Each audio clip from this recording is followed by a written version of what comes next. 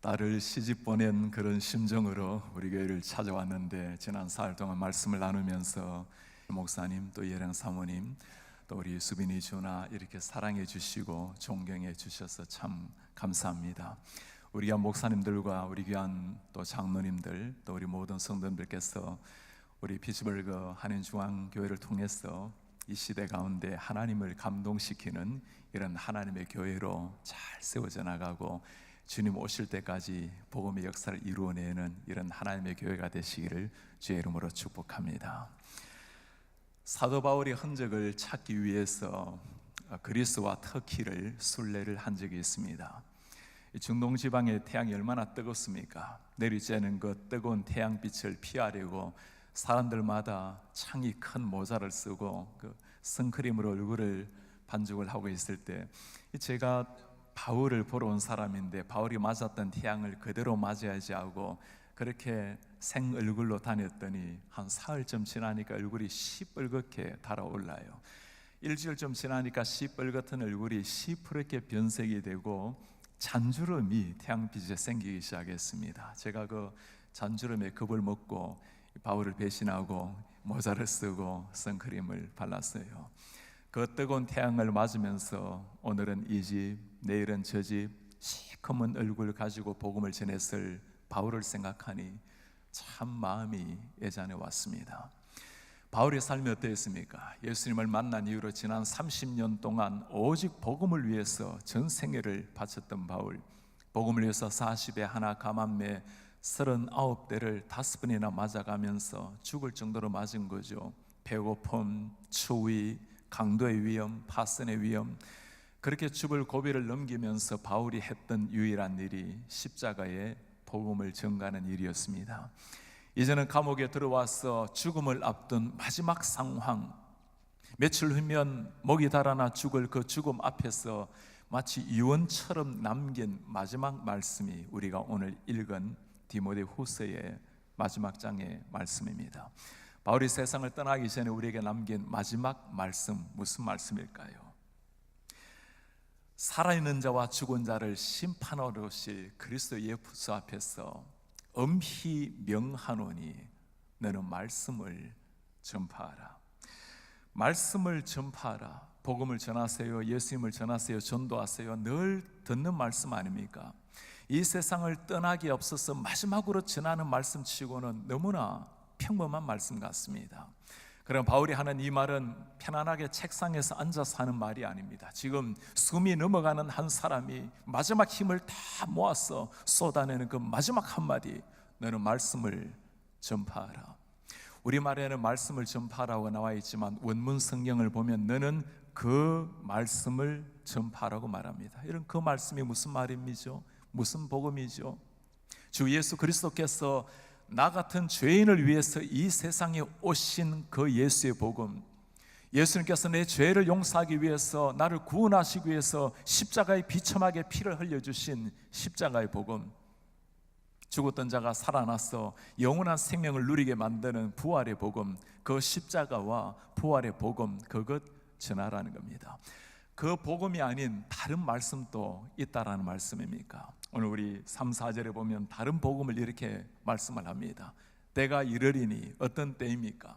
사람이 바른 교훈을 받지 아니하고 귀가 가려워서 자기의 사욕을 따를 서성을 많이 두고 그 귀를 진리에서 돌이켜 허탄한 이야기를 따르리라. 들어야 될 진리의 말씀을 듣지 아니하고 귀가 가려워서 허탄한 이야기를 따르는 사람들, 이 사람들의 문제가 무엇이죠? 듣는 귀의 문제예요.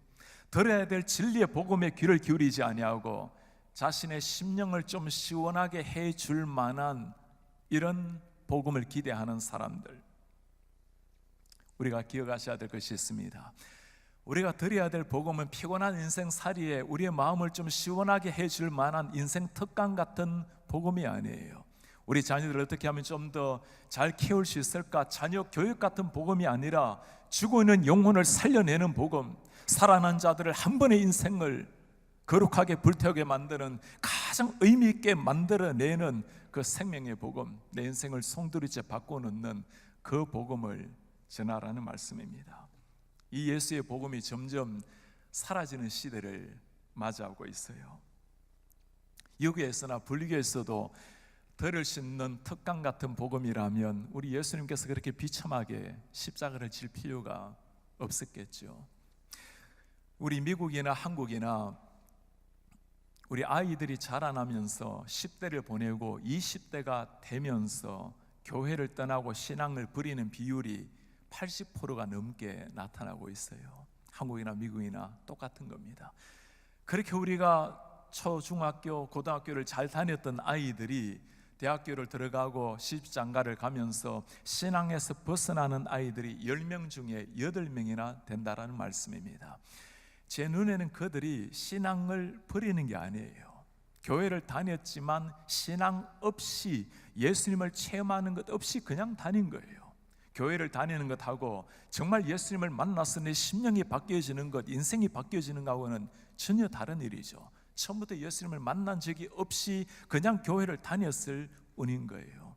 우리 사랑하는 부모님들, 우리 선생님들, 우리 사랑하는 자녀들이 교회에 나오는 것 가지고 만족할 것이 아니라, 나오는 것은 귀한 일이지만 그의 심령 속에 예수의 생명이 있는지를 보셔야 됩니다. 우리 교사들, 승민의 분들이 계십니까?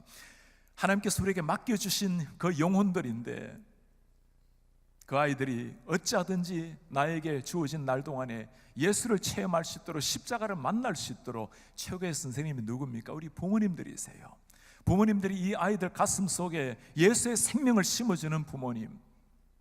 이 시대 아이들이 교회를 떠나면서 교회를 다니지 않는 중요한 이유 2가지를 이야기를 해요. 첫 번째 이유, 교회에 다녀도 예수님의 복음이 없기 때문에.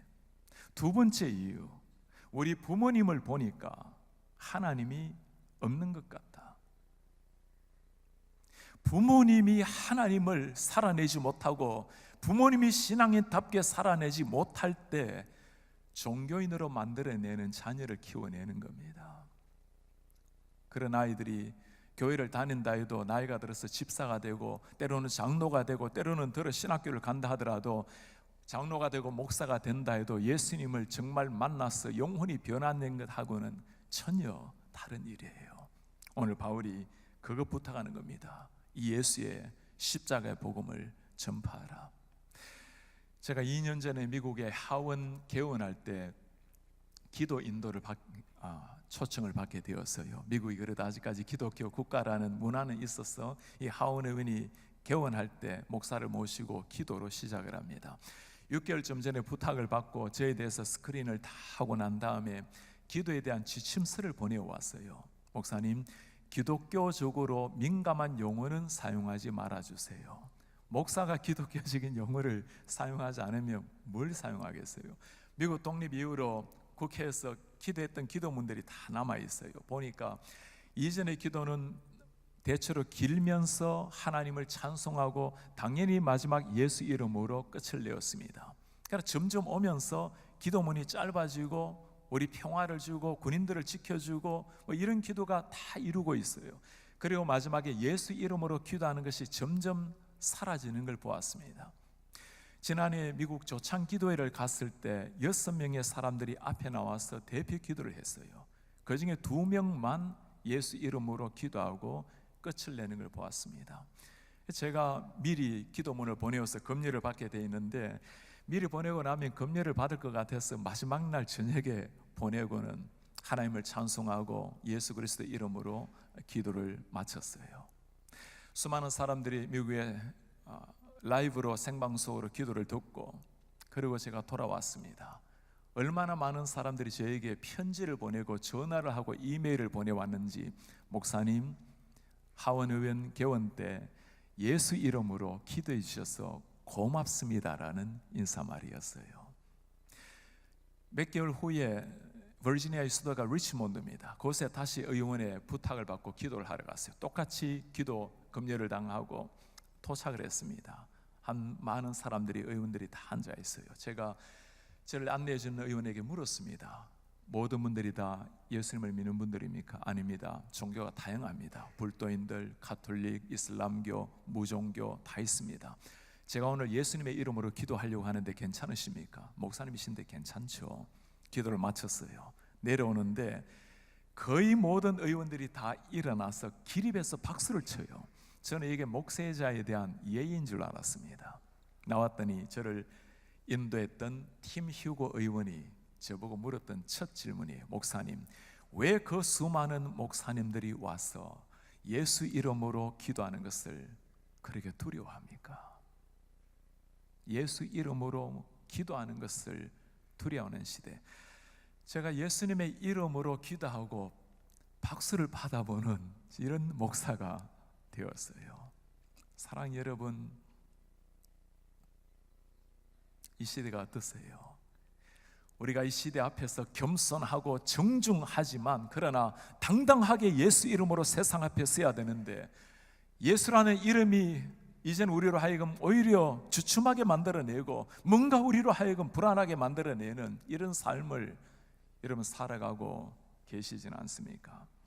우리 아이들에게 정중하나 겸손하나 예수 이름 앞에 당당하게 세상 앞에 서야 될 것을 가르쳐야 될 부모님들이 세상 앞에 숨죽이는 이런 아이들로 만들어가고 계시지 않습니까? A.W. 토즈가 쓴 책 제목이 하나 있어요.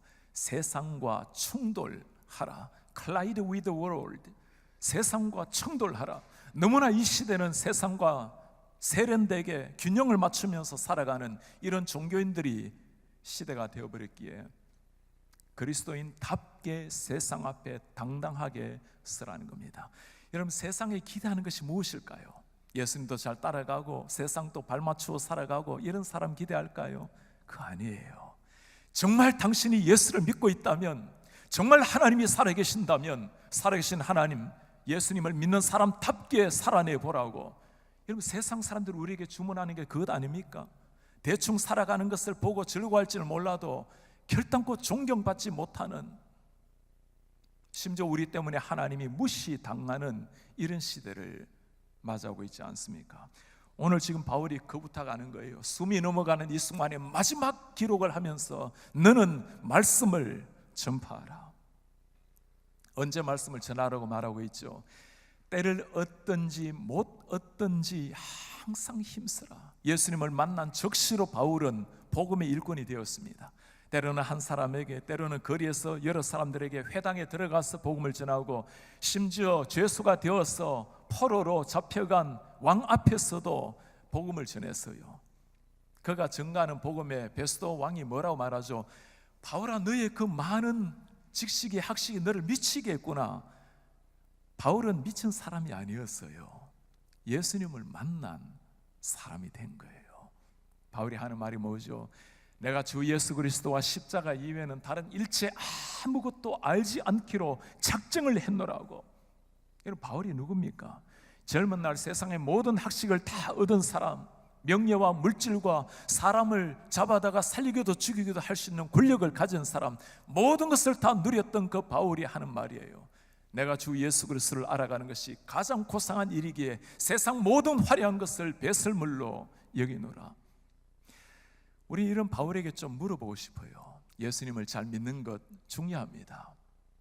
그러나 예수님을 믿는다고 마치 세상의 광신자처럼 세상과 등지면서 이렇게 살아가야 됩니까? 사람들이 예수님을 잘 믿어도 예수님도 잘 따라가고 세상도 잘 따라가고 균형 잡힌 삶을 살라고 이야기를 해요. 여러분, 무엇이 균형입니까? 예수님을 만났다라는 사실, 그분이 누구죠? 나를 위해서 비참하게 십자가에 피를 흘리신 그 예수를 만났다라는 사실은 모든 걸 다 바꿔놓는 거예요. 주님을 만났는데도 내 삶이 변화가 없다면, 근본적인 변화가 없다면 결단코 그것은 주님을 만난 것이 아닌 거예요. 그 주님이 나를 위해서 당신의 하나밖에 없는 생명을 주시고 나를 살려냈는데, 그 예수님의 피로 말미암아 내 심장에 피가 뛰고 있다면, 그런데도 아무런 변화 없이 살아내고 있다면 그건 주님 만난 게 아니에요. 그냥 종교인으로 살아가는 것밖에 없는 거죠. 예수님을 만나게 되면 달라집니다. 인생의 목적이 달라지는 거예요. 무엇을 위해서 살아내야 될지 목적이 달라지는 겁니다. 행복의 근원이 달라지는 거예요.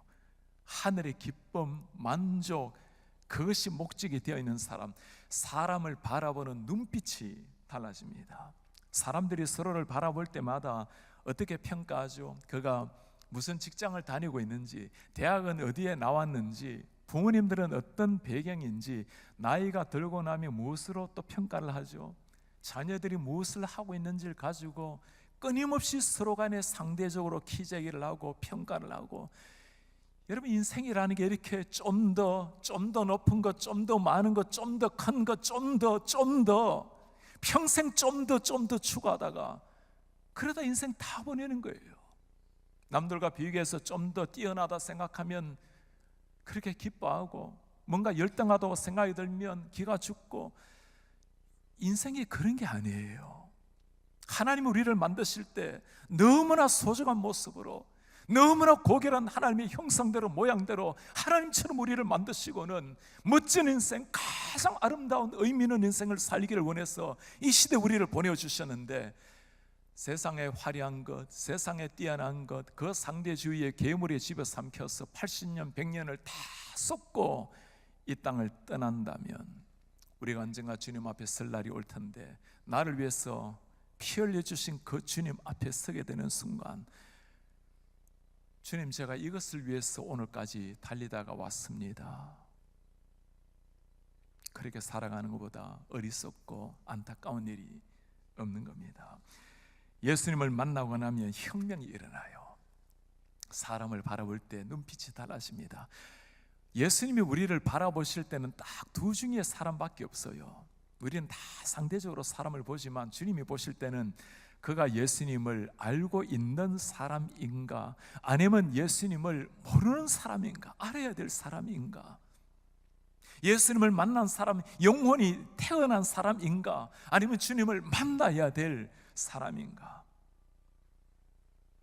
단 한 번의 인생을, 우리의 전부를 바쳐도 좋을 만한 사명이 바로 이거예요. 사람을 살려내는 일, 살아난 자를 하나님의 거룩한 제자로 세워내는 일. 제가 오래전에 유럽에서 우리 선교사님들을 대상으로 부흥회를 인도했을 때였습니다. 유럽에 한 10개국 정도 되는 많은 나라에서 100명이 넘는 선교사님들이, 또 가족들이 참석을 했어요. 체코, 유고, 헝가리, 슬로바키아, 독일, 프랑스, 영국. 그분들은 거의 모든 분들이 여러분들처럼 평신도 그리스도인입니다. 제가 한국에서 UBF라는 선교단체에서 주님을 만났어요. 그 UBF를 통해서 파송된 선교사들입니다. 좋은 대학을 나오고 좋은 직장을 다니다가 한국에는 이미 교회가 많은데, 저 죽어가는 유럽 교회, 이슬람권 나라, 동구권 나라에 내 젊음을 드리겠다고 그곳에 들어와서 대학원을 마치고 박사까지 마치고 그곳에 교회를 세웠어요. 그렇게 10년, 20년, 30년을 목회했던 선교사님들입니다. 아이들이 몇 명이 와서 저에게 그들의 마음을 털어놔요. 목사님, 우리 부모님들을 참 존경하지만 이해하기는 어려워요. 저렇게 박사까지 받았으면 좋은 직장을 찾든지 아니면 한국 땅에 들어가서 교수 생활을 하면서 그렇게 주님을 믿으면 안 됩니까? 왜 이렇게 10명 앉혀놓고 15명 앉혀놓고 저렇게 무시와 조롱을 받으면서 이렇게 목회하고 있는 부모님들, 존경은 스럽지만 참 이해하기란 어렵습니다. 선교사님들도 몇 분이 찾아오셔서 그렇게 말씀을 해요. 목사님, 제가 이렇게 사는 게 맞는지 모르겠어요. 주님을 위해서 제 젊음을 드리고자 이 땅에 들어와서 공산주의 나라에, 이슬람권 나라에 생명을 바치는 마음으로 들어왔는데 10년을 목회를 해도 그렇게 열심히 캠퍼스를 누비면서 젊은이들을 모으면 졸업하면 떠나가고 또 떠나가고, 그렇게 20년을 섬겨도 15명, 10명을 두고 목회하고 있는 저를 보면 제가 이렇게 살다가 주님께 가는 게 맞는지 모르겠습니다. 제가 선교사님들의 아이들이 그렇게 이야기를 했어요. 땅 위에서 내가 참 화려하게 멋지게 목회를 하고 교수 사역을 하고 있지만, 그러나 언젠가 내가 주님 앞에 서게 되는 날 나는 너희 어머니 아버지의 그림자도 밟을 자격이 없단다. 선교사님들 앞에서 제가 진심으로 존경하는 마음으로 무릎을 꿇고 큰 절을 한번 올리고 그렇게 설교를 했어요. 저는 말로써 설교한 사람이지만 그들은 삶으로서 예수님을 살아낸 사람들이었습니다. 왜 우리가 이렇게까지 했으라도 복음을 전해야 될까요? 우리 예수님 그 정도의 사랑을 받으실 만한 분 아닙니까? 우리 주님이 하신 일이 뭐죠? 내 잃어버린 두 눈을 위해서 주님이 눈 한쪽 주실 정도가 아니에요. 내 죽어 있는 심장, 영원한 지옥으로 떨어졌을 심판받아야 될 그 심장을 살려내기 위해서 우리 예수님 하나밖에 없는 당신의 심장을 대신 떼어주시고 주님이 죽으시고 살려낸 영혼이 여러분들과 저입니다. 내 손가락 마지막 세포까지 흐르는 피가 주님으로 말미암아 살아난 피라면 우리의 젊음, 우리 시간, 우리 물질을 다 바친다 해도 그건 희생이 아니라 영광스러운 특권일 뿐입니다. 사랑하는 우리 성도는 여러분, 여러분들의 가족분들 중에 예수님을 모르는 분 계십니까? 형제 자매들 중에, 여러분들 친구분들 중에 예수님이 몰라서 오늘 밤 주님이 오신다면 어쩌면 영원한 천국과 지옥으로 이별을 해야 될지 모를 사랑하는 분들이 계시지 않습니까? 내 사랑하는 형제가, 내 사랑하는 자녀가, 부모님이 영원한 지옥으로 떨어지는 상황인데도 우리의 심장이 아파오지 않으면 오른손을 심장 위에 올려놓고 좀 물어보세요. 주님, 제 심장에 뛰는 이 피가 정말 당신의 피가 맞습니까? 아니면 육신의 피에 불과합니까? 예수님의 모든 관심이 영혼입니다. 올해가 이제 2달 조금 남았어요. 여러분들 머릿속에 저분이 예수님을 만나야 되는데 떠오르는 분이 한 분이라도 계십니까? 우리 하나님께서 우리에게 맡겨주신 그 사람이에요. 올해가 지나가기 전에 식사 한번 해보세요. 만나서 가정에 한번 초대해 보세요. 한 번은 만나야 될 예수님께로 한번 인도해 보세요. 우리가 땅 위에서 육신이 살아있을 때 만나는 예수님은 영원한 생명의 예수님입니다. 이 땅을 떠나서 만나게 될 예수님은 심판의 예수님이에요. 땅 위에 있을 때 그분을 만나도록, 그 생명의 감격이 일도록 도와줘야 됩니다. 예수님의 증인으로 복음을 전하며 살아가는 인생 쉬운 게 아니죠. 오늘 바울이 무엇이라고 말합니까? 너는 모든 일에 근신하고 신중하고 고난을 받으라. 지금 죽어가는 한 사람이 사랑하는 제자에게, 그리고 우리에게 당신은 고난의 인생이 되라고, 어느 사랑하는 부모가 사랑하는 자녀에게 너는 고난에 고생하는 인생이 되라고 유언을 남길 사람이 어디에 있겠어요? 무슨 말이죠? 예수님을 정말 따라가는 사람, 주님의 제자로 살아가는 사람들에게 고난이라는 것은 선택이 아니라는 겁니다. 예수님을 따라가는 삶 자체가 고난의 삶이라는 거예요. 물론 예수님을 적당하게 따라 살려가면 고난이 필요 없죠. 내가 십자가를 져야 하리라. 베드로가 뭐라 말하죠? 주님, 십자가는 안 됩니다. 예수님 십자가 지실 때 그가 했던 일은 도망가는 일이었어요. 그러나 정말 주님을 만나고 나니까, 정말 그분이 나의 구원자라는 것을 만나고 나니까 베드로가 바뀌었습니다. 복음을 전하는 베드로를 사람들이 잡아다가 매질을 가하고 위협하고 다시는 예수 이름으로 전하지 말라. 베드로가 무엇이라고 말하는지 기억납니까? 내가 눈으로 본 예수, 귀로 들은 복음을 어찌 전가하지 아니할 수가 있겠는가? 사람들이 그 베드로를 잡아다가 매질을 가하고 마침내 십자가형에 처했어요. 베드로가 한 말을 기억합니까? 내가 어찌 스승 예수가 돌아가신 십자가를 지겠습니까? 감히 나를 거꾸로 매달아 주십시오.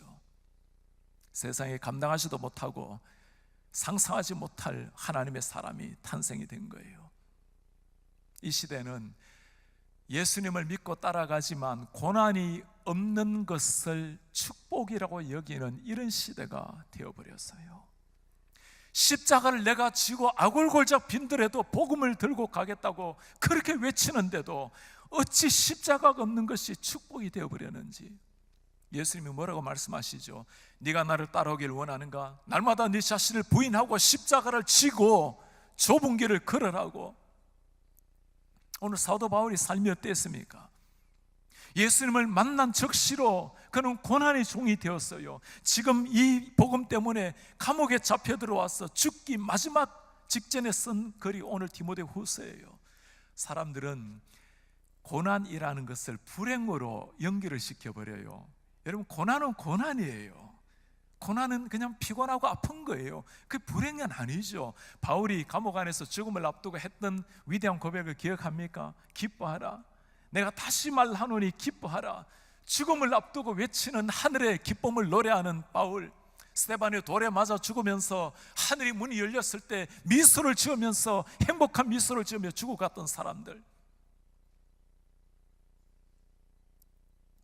죽음 앞에서도 만면의 미소를 지으며 행복하게 죽어갈 수 있는 사람들, 하늘에 속한 사람들, 이들을 두고 우리가 그리스도인이라고 부르는 겁니다.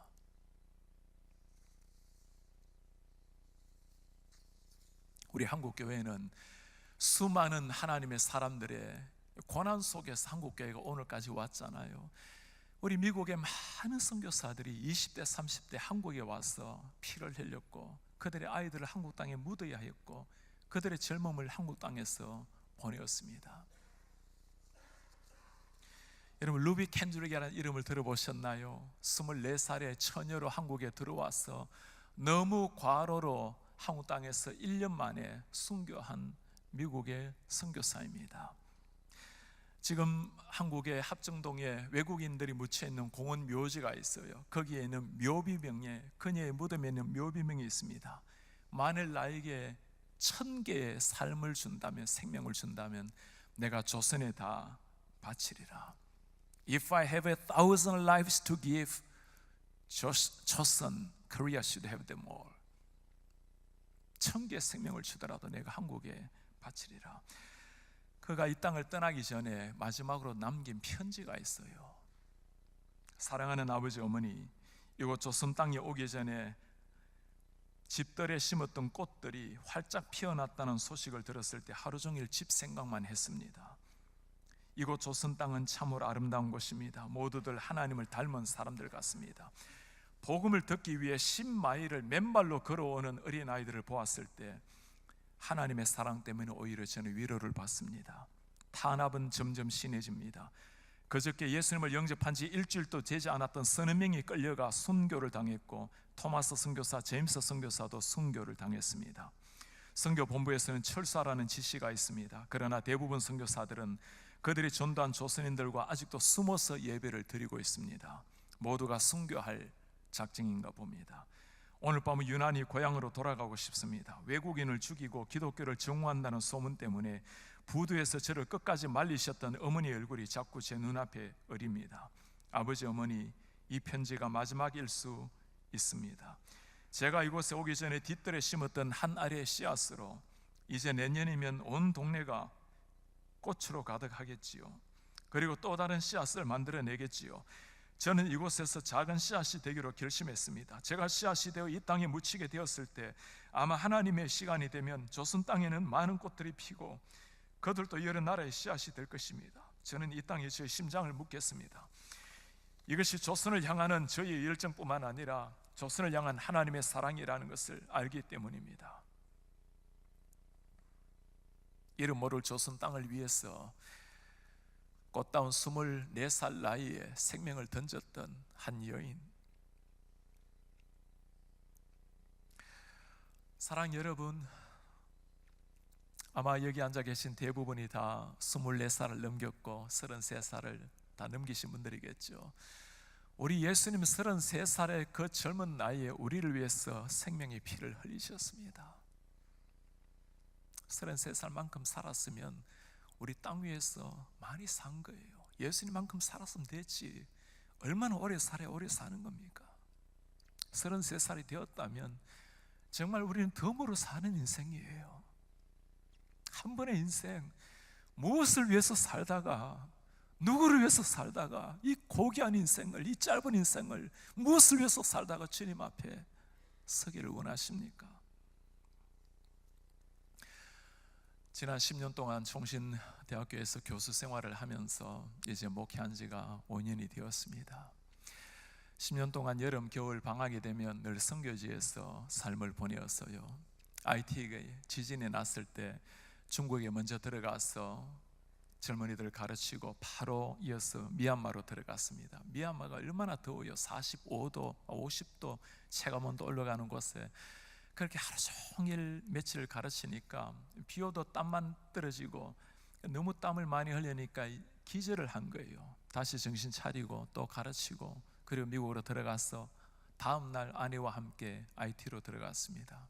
지친 몸으로, 얼마나 더운 나라입니까? 수십만 명의 땅에 묻혀있는 땅, 그곳에서도 2번이나 링거를 맞아가면서 그렇게 선교 사역을 했어요. 방학을 끝내고 학교로 돌아오니 제자들이 묻습니다. 교수님, 그렇게까지 몸을 혹사하면서 복음을 전해야 됩니까? 제가 그들의 눈을 보면서 물어요. 자네는 그렇게 살다가 가지 않는다면 어떻게 살다가 죽기를 원하는가?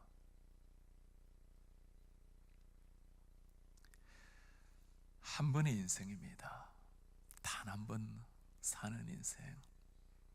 중국에서 제 젊은 날을 북한 젊은이들을 위해서 함께 보내었습니다. 많은 북한의 젊은이들이 양식을 위해서 중국에 들어옵니다. 선교사들을 만나서 예수님을 만나서 정말 예수님을 만나게 되면 복음의 전사들로 바뀌어요. 그 가운데 2명의 형제가 있었습니다. 고향에 두고 온 부모님, 죽어가는 부모님, 그들을 훈련시켜서 북한으로 돌려보냅니다. 3개월 후면 다시 나오면 또 3개월 동안 양식으로 그들을 먹이고 3개월 후에 북한으로 돌려보냅니다. 사람이 3개월 만에 그렇게 바뀔 수 있을까요? 북한으로 들어갈 때 양식을 들고 비닐팩에 달러를 넣고 물로 마시고 들어갑니다. 며칠 뒤에 돈이 나오면 그거 가지고 북한에서 가족들을 돌보고, 3개월 후에 나오면 해골 같은 모습으로 나와요. 먹을 것이 없으니 다시 그들을 말씀으로 양육해서 두만강 건너서 보냅니다. 차가운 두만강을 건너기 전에 눈을 보면서 물어요. 형제들이여, 두렵지 않은가? 두렵지 않습니다. 무엇이 기다리고 있는지 아는가? 알고 있습니다. 북한에서 복음을 전하다가 잡히면 사형입니다. 그들이 남긴 말이에요. 예수님 우리를 위해서 생명을 주셨는데 우리 젊음을 위해서 드리면 이보다 더 큰 영광이 어디에 있습니까? 들어가고 나오지 못한 지가 벌써 17년이 되었습니다. 복음을 전하다가 잡혔으면 아마 이미 하나님의 나라에 가 있을 테고, 그러지 않으면 참으로 고통스러운 젊은 날을 보내고 있겠죠. 여러분, 그들이 믿고 있는 예수님과 우리가 믿고 있는 예수님이 정말 동일한 분이 맞으십니까?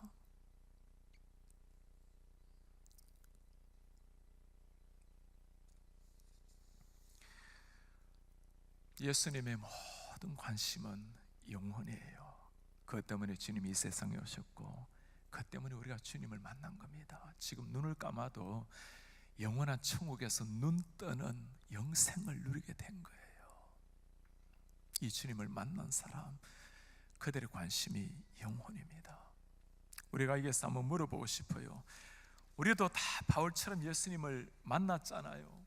우리도 한 인생 주님을 위해서 불태우기를 원하는데, 바울이 마지막까지 그렇게 주를 위해서 달려갈 수 있었던 비결이 어디에 있을까요? 바울이 오늘 고백을 합니다. 내가 선한 싸움을 싸우고 달려갈 길을 마치고 믿음을 지켰으니, 이유가 무엇입니까? 마지막 절에 하는 고백이에요. 이제 후로는 나를 위하여 의의 면류관이 예비되었으므로 죽어도 의로우신 재판장이 그날에 내게 주실 것이며, 내게만 아니라 주님의 나타나심을 사모하는 모든 사람들에게도 언젠간 다시 오실 예수님이 계셨기에, 이 땅을 떠날 때 만나실 주님이 있었기에 마지막까지 한순간 흐트럼 없이 달려갔던 바울. 사랑하는 우리 성도님 여러분, 제가 여러분들의 눈을 보면서 정말 한번 물어보고 싶어요. 정말 진심으로 한번 대답해 봐 주세요. 우리 예수님께서 반드시 다시 오실 것, 재림하실 것을 여러분 믿으십니까? 주님이 우리가 살아있는 날 동안에 재림하지 않으신다면, 우리가 이 땅을 떠나는 날 육신을 벗고 반드시 주님 앞에 설 날이 온다는 것을 여러분 믿으십니까? 정말 이걸 믿고 살아가는 사람이라면, 이 세상의 끝이 아니라 우리가 주님 앞에 설 날이 있다는 것을 정말 믿는 사람이라면 우리의 삶은 달라져야 돼요. 잠시 살아가는 나그네 인생입니다. 우리가 누구예요? 하늘에 찬란하게 빛나는 태양의 빛을 본 사람이에요. 태양의 빛을 본 사람이 땅 위에 화려한 샹들리에 화려한 등불을 쫓아서 우리 인생을 보낸다면 그건 태양을 본 사람이 아니에요. 태양보다 빛나는 하나님의 영광의 낯빛을 정말 본 사람이라면 그 사람다운, 그리스도인다운 인생이라는 것이 있는 거예요. 언젠가 다시 오실 예수 그리스도, 다시 만날 그 주님, 그 주님 앞에 단 한 번 살아내는 인생, 사랑하는 우리 성도님 여러분, 한 번 사는 인생에 여러분들의 시간과 물질과 여러분들의 자녀들, 여러분들의 생명을 드려도 좋을 만한 그 사명이 무엇입니까? 오늘 주님이 부탁하시는 이 사명, 복음을 전하라, 죽은 자들을 살려내고 산 자들을 하나님의 거룩한 제자로 세우라, 사람을 변화시키고 인생을 바꾸고 가정을 바꾸는, 세상을 변화시키는 이 복음 사명을 위해서 여러분들의 그 고결한 삶을 드리지 않는다면 무엇을 위해서 사시다가 주님 앞에 서기를 원하십니까? 내 생명을 바쳐도 좋을 만한 일이 아니라면 너무 마음 쓰지 마세요. 다 지나갑니다. 80년, 100년 지나면 다 지나갈 인생이에요. 이해해 주시고 양보해 주시고 참고 인내하고 다 축복해 주세요. 인생이 짧아요. 그러나 정말 생명을 바쳐도 좋을 만한 그 일이라면 적당하게 살아서는 안 돼요. 그것 때문에 주님 오셨고 그거 부탁하셨고 마지막 제자들에게 그거 부탁하셨어요. 언젠가 우리가 선한 싸움을 다 싸우고 주님 앞에 설 날이 올 것입니다. 우리가 주님 앞에 달려갈 길을 마치고 주님 앞에 쓰러지는 그 순간 우리 예수님 우리에게 다가오셔서 쓰러지는 우리의 오른손을 붙들고 이렇게 세울 날이 올 것입니다. 그리고 주님이 말씀하실 거예요. 잘했다, 충성된 종아, 내가 전하고자 할 십자가의 복음을 네가 전해주었구나. 내가 받아야 될 고난을 네가 대신 받아주었구나. 세상에 화려한 것에 눈물고 마지막까지 달려와 주었구나. 주님의 눈에 감사의 감격의 눈물을 볼 때가 올 거예요. 그날 우리 주위에 수많은 사람들이 우리에게 찾아왔어. 예수님, 이분 때문에 내가 주님을 만났어요. 이 선생님 때문에 내가 복음을 알게 되었어요. 이 장로님 때문에 내가 오늘까지 주님 앞에 오게 되었어요. 우리 주님 우리를 바라보시면서 고맙다고 눈물을 흘릴 날이 올 것이에요. 우리 주님을 만날 때까지, 예수님께서 다시 오실 때까지 살아도 이 주님의 복음, 죽어도 영광의 주님을 위해서 고결하게 한 인생 불태우시는 이런 여러분들 되시기를 바랍니다. 우리 피츠버그 한인중앙교회를 통해서 이 지역에 죽어있는 수천의 우리 한인들, 피츠버그뿐만 아니라 우리 교회를 통해서 미국의 4,300개 한인교회, 점점 어두워져 가고 있는 조국의 교회를 깨워내는 교회, 하나님의 말씀에 순종하여 땅끝까지 복음을 선포하는 하나님의 교회, 단 한 번 사는 생애를 우리 가정, 우리 교회랑 울태를 넘어서 세계 열방을 향해서 달려가는 하나님의 교회, 우리 하나님의 가슴을 시원하게 해드리는 이런 하나님의 교회가 되시기를 주님의 이름으로 축복합니다. 우리의 존귀하신 하나님 아버지, 오늘 복음을 위해서 일생을 불꽃처럼 태웠던 사도 바울의 마지막 고백을 들었습니다.